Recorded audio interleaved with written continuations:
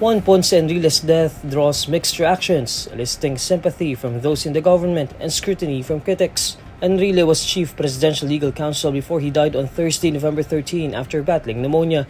In a statement, the Department of National Defense describes Enrile as an icon in defense policy and strategy who played a foundational role in shaping the department.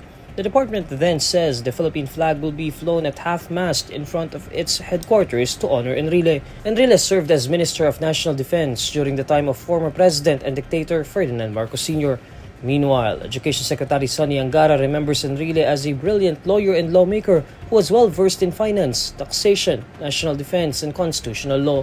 Angara also reminisces about Enrile's close relationship with his father, former Senate President Edgardo Angara. The Bureau of Customs also expressed its condolences over Enrile's passing. Enrile began his political career as Bureau of Customs Commissioner under the administration of Marcos Sr. While government institutions and officials express grief over Enrile's passing, several organizations revisit the controversies tied to his legacy.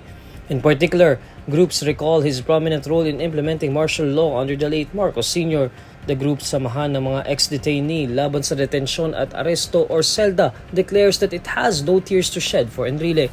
SELDA is composed of former political prisoners since the martial law era. It recalls how Enrile utilized to the hilt the military and police's role as instruments of state terror. SELDA also notes how, even until his death, Enrile neither acknowledged or apologized for the atrocities committed under his watch. The group stresses that there can be no mourning for a man who represented impunity. SELDA believes Enrile's death should strengthen the people's resolve to continue the fight for truth, justice, and freedom. Academic research organization Project Gunita also reminds the public how the atrocities committed during martial law would not have been possible without Enrile. According to the group, Enrile bore responsibility for the deaths of martial law victims as well as the widespread deforestation across Samar and Mindanao through the aggressive operations of his logging corporations.